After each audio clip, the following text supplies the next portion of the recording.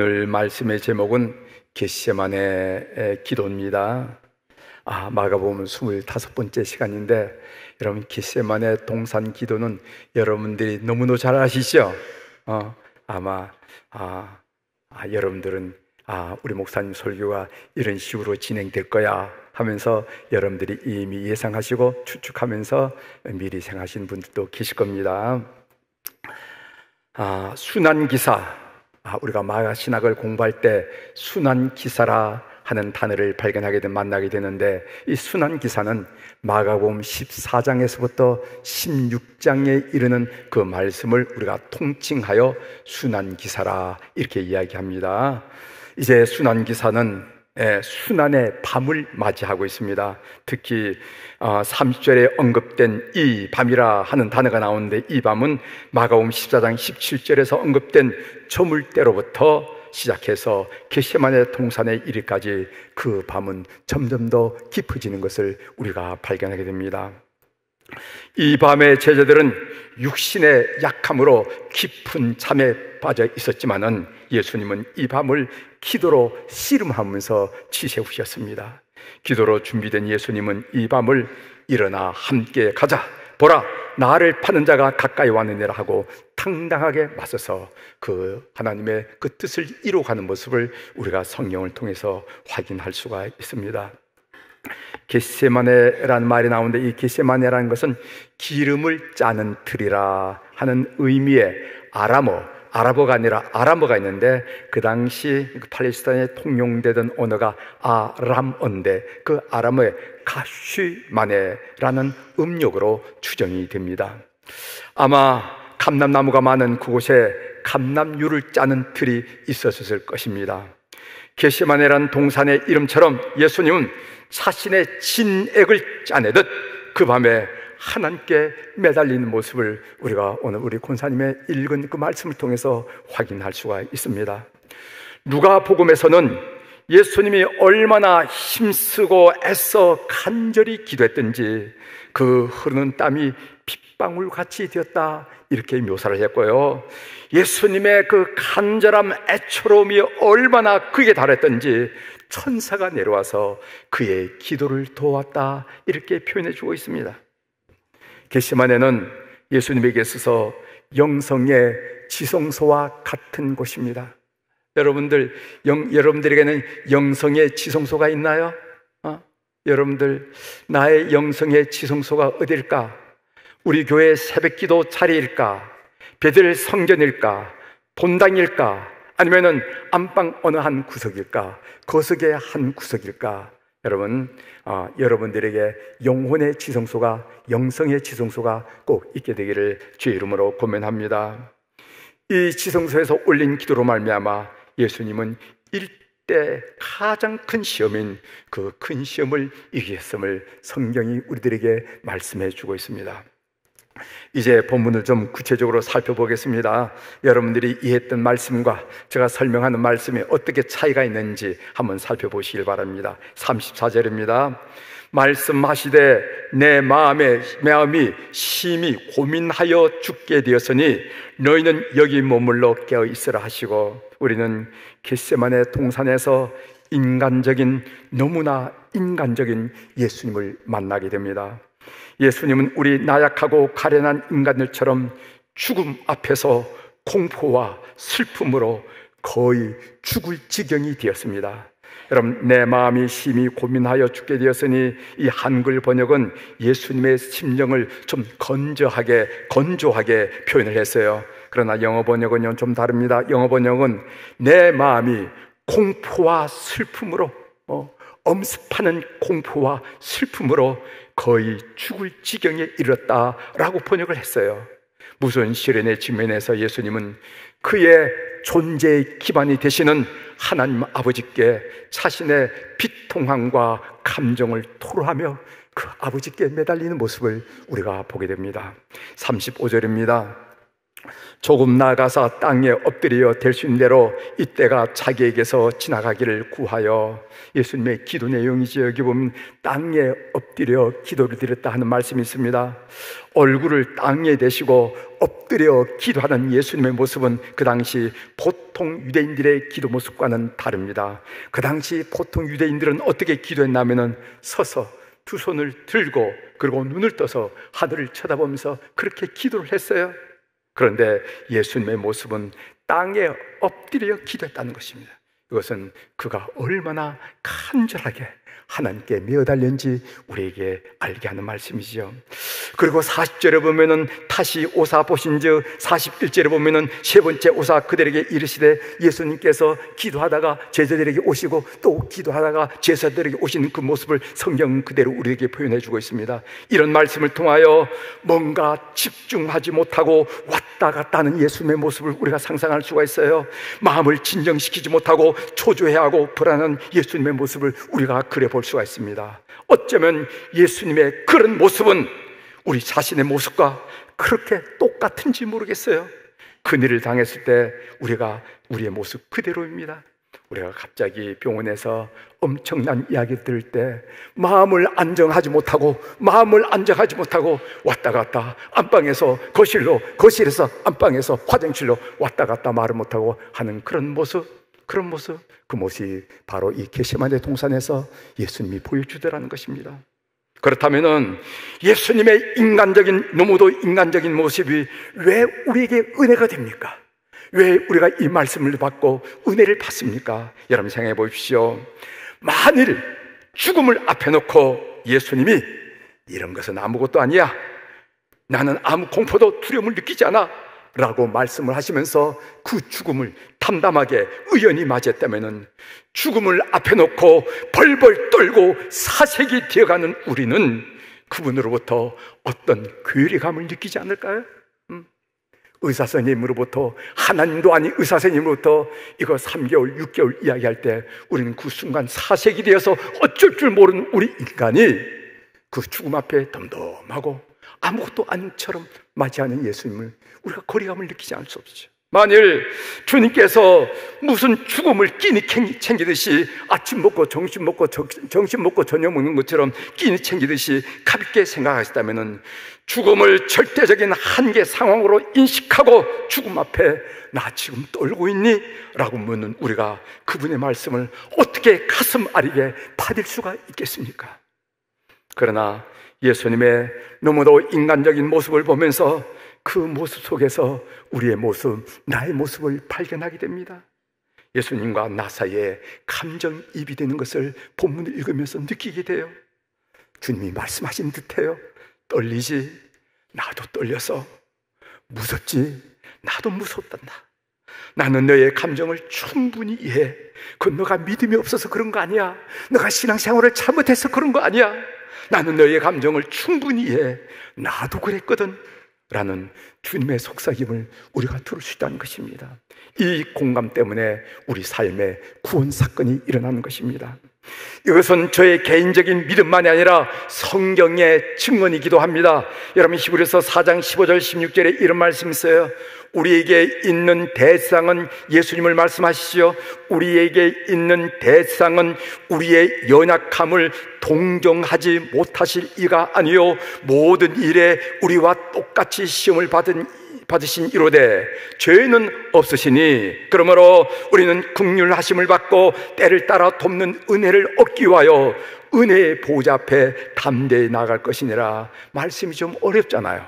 이 말씀의 의미는 무슨 말이냐면은, 우리 주님은 갖가지 일을 다 당해보셨기 때문에 우리의 사정을 충분히 이해하실 수 있어. 따라서 아무런 부담감 갖지 말고, 주저하지 말고, 어려울 때마다, 힘들 때마다 주님 찾아, 이 말씀이에요. 우리를 충분히 이해하신 주님께서 주님을 찾는 우리를 순간순간마다 구원하시고 도움을 베푸실 줄 분명히 믿습니다. 36절입니다. 이르시되 아빠 아버지여 아버지께서는 모든 것이 가능하오니 이 잔을 내게서 옮기시옵소서. 그러나 나의 원대로 마옵시고 아버지의 원대로 하옵소서 하시고 이 잔을 내게서 옮기시옵소서. 예수님께서 받을 십자가의 죽음은 정말 쓴 잔입니다. 왜냐하면 왜 그의 죽음이 쓴 잔인가 하면은 첫 번째로 예수님은 그 당시 최고의 가혹한 형인 십자가형을 당하셔야 했기 때문에 말로 형용할 수 없는 육신의 고통을 받으셔야만 했습니다.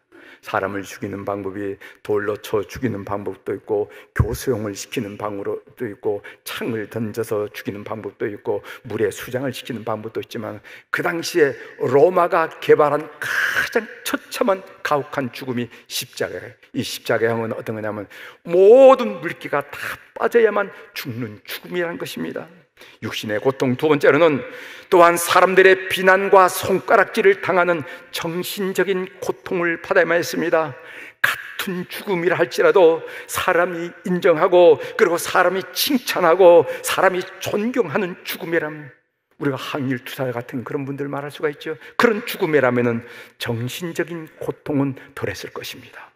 세 번째로 뿐만 아니라 예수님은 인류의 더러운 죄를 대신 지셨기 때문에 거룩한 아버지 하나님으로부터 버림받는 영적인 고통도 겪으셔야 했습니다. 그래서 예수님 마지막 순간에 고백한 내용이 뭡니까? 아버지여, 아버지여, 왜 나를 버리셨나이까 하는 것이 가성칠은 중에 나오지 않습니까? 그래서 본 해퍼는요, 그의 책 옥중서간이라는 책에서 예수님의 십자가 선택에 대해서 이런 설명을 붙여놓은 걸 봤습니다. 들어보십시오. 명령에 따라 고통을 받는 것은 자의로 고통받는 것보다 쉽다. 여럿이 함께 고통받는 것은 혼자 고통받는 것보다 쉽다. 육체적으로 고통받는 것은 정신적으로 고통받는 것보다 쉽다. 그런데 예수님은 자의로 혼자서 육체와 정신의 고통을 모두 선택하셨다, 이렇게 설명하셨어요. 아빠, 아버지요, 예수님은 가장 힘들 때 하나님을 아빠라고 불렀습니다. 아빠. 하나님을 향하여 개인적으로 아빠라고 부른 경우는 예수님 이전의 유대 문헌에서는 찾아볼 수 없다는 것입니다. 하나님을 향해서 아버지, 아빠라고 불렀던 것은 예수님이 첫 번째나 마찬가지인 의미지요. 이 아빠란 말은 아이가 아버지를 가장 신뢰할 때 부르는 호칭입니다. 가장 신뢰할 때, 가장 믿고 의지할 때 부르는 게 아빠죠. 여러분, 여러분의 딸이 여러분을 향하여 아빠라고 불렀을 때를 상상해 보시기를 바랍니다. 아빠, 아버지여, 아버지께서는 모든 것이 가능하오니 이 잔을 내게서 옮기시옵소서. 그러나 나의 원대로 마옵시고 아버지의 원대로 하옵소서. 이것이 우리의 기도와 달라지는 지점입니다. 예수님의 기도는 힘든 상황을 탄원하는 기도로 시작해서 내적인 싸움, 그 격렬하고 혹독한 내적인 싸움을 통해서 하나님의 중심의 아름다운 기도로 전환되는 것을 보여주고 있습니다. 예수님은 자신의 육체 욕구, 욕망이 하나님의 뜻에 거스르지도 않도록 기도하고 있어요. 우리는 우리의 육신의 욕망과 욕구를 이루어달라고 밤을 새워 기도하지만은 예수님은 뭐라고 기도하면은 자신의 육체의 욕구, 이 욕망이 하나님의 거룩한 뜻에 제발 그러지 않도록 도와달라고 기도하고 있습니다. 위대한 기도이며 기도의 완성이죠. 그러나 나의 원대로 마옵시고 아버지의 원대로 하옵소서.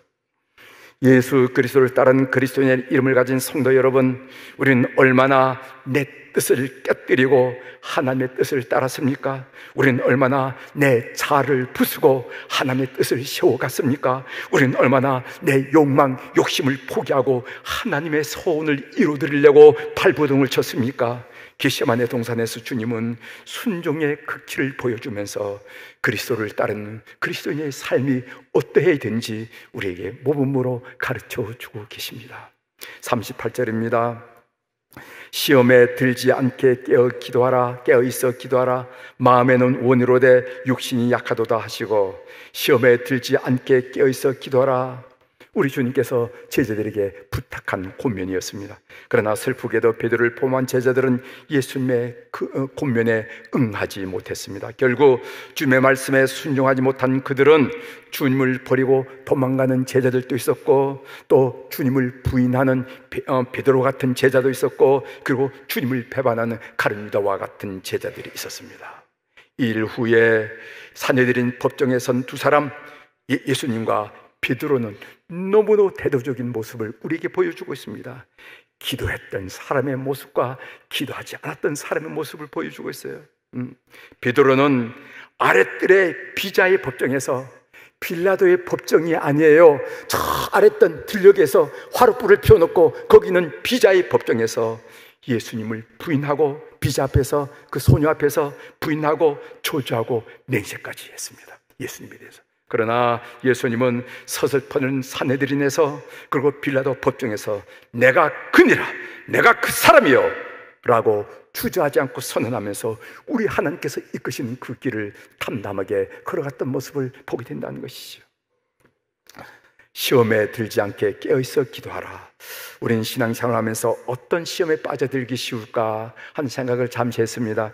제가 두 가지를 여러분들에게 소개해 드리려고 합니다. 하나는 인간 관계로 인하여 시험에 빠져들기가 쉽더라고요. 목회를 하다 보면은 인간 관계로 인해서 시험에 빠져든다는 것입니다. 인간관계로 상처를 입게 되어서 교회 나갔다가 이렇게 마음이 상할 바에는 집에서 조용히 지내지 하다가 그만 하나님과의 관계가 멀어지는 경우를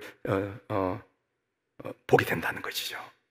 이것은 사탄이 가장 잘 이용한 방법이라는 것을 우리 성도들이 눈치채게 되기를 주의 이름으로 부탁을 드립니다. 선한 사마리아의 비유가 누가복음 10장에 나오는데, 그 비유에는 세 종류의 사람이 나옵니다. 세 종류의 인간상이죠. 하나는 상처를 입힌 자, 강도. 세상을 살면서 상처를 입힌 자가 있잖아요. 두 번째로는 상처를 입은 자, 강도 만난 사람. 세 번째로는 그 상처를 싸매주는 선한 사마리아인. 이 세 종류가 인물이 거기에 등장하는 것을 보게 됩니다. 그런데 대부분의 사람들은 다 자기가 상처를 입은 자라고 생각합니다. 한번 옆사람에게 물어보세요. 다 상처를 받았다고 하지, 내가 상처를 입혔다고 말하는 사람은 단 한 사람도 없어요. 아유, 제가 그 말을 해가지고 그 사람 상처를 많이 입었을 겁니다. 난 이렇게 말한 사람 들어본 적이 없어요. 아내는 남편한테 상처를 입었다고 말하고, 이 사람은 저 사람한테 상처를 입었다고 말하고, 나는 너한테 상처를 입었다고 말합니다. 참 이상해요. 그렇게 많이 상처를 입었으면은 상처를 입힌 사람이 분명히 있어야 할 텐데, 목회 상담을 하다 보면은 다 자기가 상처를 입었다고 얘기합니다. 상처를 입힌 사람이 없어요. 우리는 판단합니다. 그러니까 사탄의 장난이구나 하는 것을 알 수가 있어요. 사랑하는 교회 여러분, 이제는 상처를 싸매는 성도들이 되기를 주의 이름으로 부탁합니다. 성경에 나오는 선한 사마리아인, 여러분 선한 사마리아의 역사적 배경, 여러분 사회적 배경 여러분 잘 아시죠? 이 선한 사마리아인 이야말로 역사적으로 사회적으로 상처 입은 자가 누구겠습니까? 유대인들은 사마리아 땅에 더럽다고 들어가지도 않았던 사람이에요. 그 사마리아 사람이 오면은 그 자리를 피했던 것이 그런 대상들이 선한 사마리아였습니다. 개만도 못한 사람들이라고 여겼던 사람이에요. 포로들이 돌아와가지고 성전을 지을 때 얼마나 힘들었는지 몰라. 성전 짓기가, 포로들이 와서 수르바벨의 성전을 짓는데 얼마나 힘들겠습니까? 그랬더니까 위에 있는 사마리아 사람들이 우리가 좀 도울까? 그랬더니 유대 사람들이 뭐라고 그런지 아십니까? 천만의 말씀, 우리가 여기서 꼬부라 죽는 한이 있다도 너희 도움 받진 않아. 너희 도움은 받기 싫어. 개 같은 사람들, 이렇게 얘기했다는 거죠. 그러니까 이 선한 사마리아야말로 역사적으로 사회적으로 상처 입은 존재들이었습니다. 그러나 그는 상처를 입었다고 안주나 처나 피의식에 짓눌려 사는 사람이 아니라 오늘 성경에 나타난 이 사람은 상처를 싸매주는 사람이 되었다는 것을 우리에게 보여주고 있습니다. 사랑하는 교회 여러분, 삶을 살면서 상처를 싸매주는 교우들이 되기를 주의 이름으로 축원합니다. 나는 가족들로 이렇게 상처를 입었습니다. 나는 교우들로 이렇게 상처를 입었습니다. 나는 교수로부터 이렇게 상처를 입었습니다. 그런 말 하지 말고 상처를 싸매주는 멋진 인생을 살아가는 교우들이 되길 바랍니다. 두 번째로, 육신의 욕망으로 시험에 빠져들기 쉽더라는 거예요. 사업에 바빠서 일이 많아서 자기 영혼을 돌보는 일을 게을리할 수가 있습니다. 여러분, 누가복음 12장에 보면은 어리석은 부자의 비유가 나옵니다. 잘 아는 말씀이죠. 이 부자가 사업이 너무너무 잘 되었기 때문에 곡간을 헐고 새로 지어야 할 정도로 돈을 많이 벌었습니다. 여러분, 믿음 없이 잘 나가는 것은 결코 축복이 아니라는 거 여러분 인생 경험을 통해서 배우셨죠? 여러분, 믿음 없이 돈 잘 버는 것은 결코 축복이 아니라는 사실을 여러분 인생 경험을 통해서 터득하셨지요? 그 부자가 하는 말이 어떤 말인지 아십니까?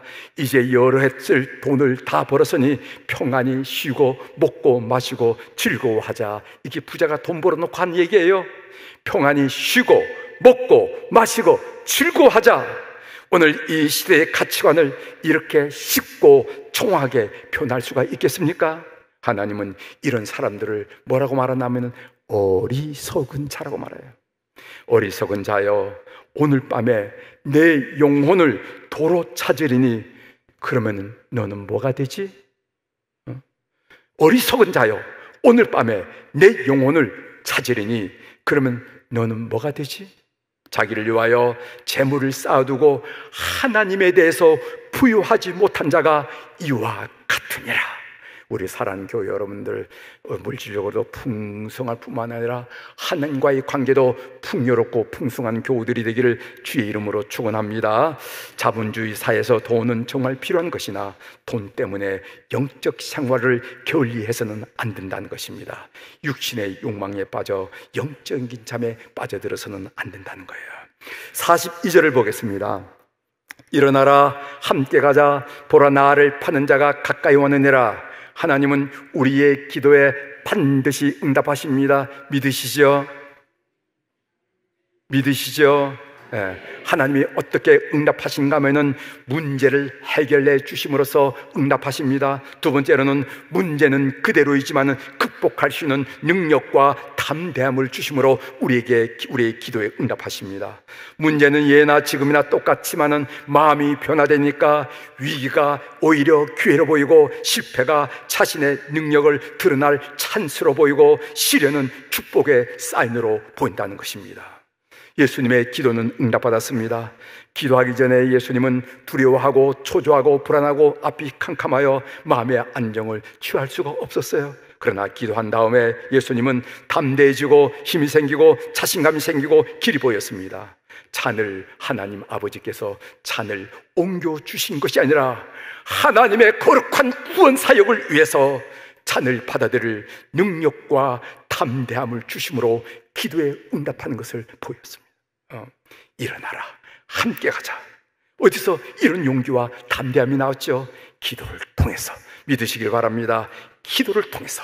바로 이것이 기도의 능력이에요. 이상과 같이 본문을 정리하고 제가 본문을 묵상할 때 저희 마음에 도전이 된 말씀 마지막 한마디 드리고 마치도록 하겠습니다. 38절 하반절에 보면은 마음에는 원이로되 육신이 약하도다 라는 말씀이죠. 여러분 많이 사용했죠. 목사님, 마음은 원인데 육신이 약해서 기도를 못하고 못한다, 그런 얘기 많이 하셨죠. 예, 여러분 이 말씀을 어떻게 해석하고 어떻게 여러분 신앙생활에 적용하고 계십니까? 육신이 약하기 때문에 기도하라고 가십니까? 아니면은 육신이 약하기 때문에 나는 기도할 수 없다고 말씀하십니까? 우리는 너무너무 쉽게 인간적인 연약함에 우리를 내팽개쳐요. 육체의 소욕에 내 삶을 던집니다. 인간적인 나약함에 우리를 내어줍니다. 그래서 우리는 인간적인 연약함 때문에 기도할 수 없다고 이야기하고 있어요.